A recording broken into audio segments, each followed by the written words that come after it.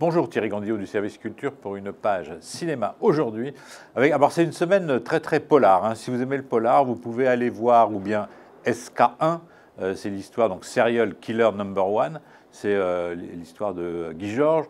Vous avez également Captive de Atom et Goyan, l'histoire de pervers pédophiles qui séquestrent pendant 10 ans une petite fille. C'est assez glauque, c'était au Festival de Cannes, j'ai pas tellement aimé.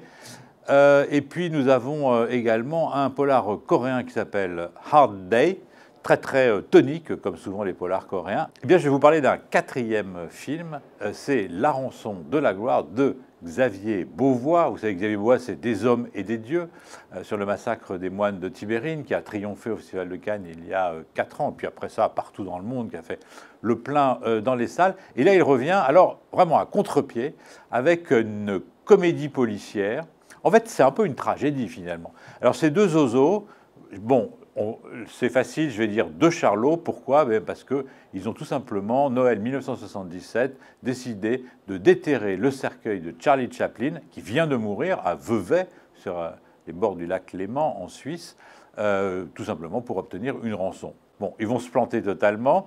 Et en même temps, ça donne un film qui est assez généreux, assez chaleureux, assez foutraque et plein de poésie, évidemment, puisqu'on parle de Charlie Chaplin, on est plein de poésie. Alors, deux acteurs formidables qu'on aime beaucoup, Benoît Poelvoorde d'un côté, qui joue le rôle d'Eddie. Eddie sort de prison, c'est le roi de l'embrouille, donc il va squatter un peu la caravane de son pote Haussmann, c'est Roche Dizem. Lui, il est plus sérieux, il a un job, il a une épouse qui malheureusement est malade et doit aller à l'hôpital, et puis une petite fille de 7 ans.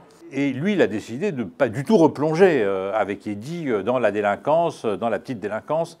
Et puis finalement, comme on est en Suisse, il est immigré, il n'est pas marié, il n'a pas le droit à la sécurité sociale. Évidemment, immédiatement, les coûts de traitement de sa femme, de la maladie de sa femme à l'hôpital explosent. Et donc, bon, ok, il dit à Eddie, on va y aller.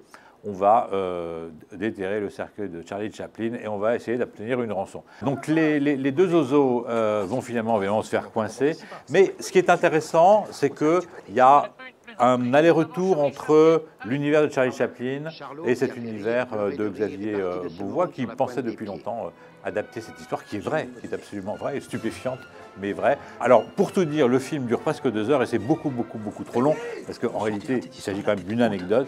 Et comme Charlie Chaplin, je pense que Xavier Beauvois aurait eu intérêt à resserrer un petit peu son propos. Mais voilà, c'est un bon moment de cinéma et je vous encourage à le voir.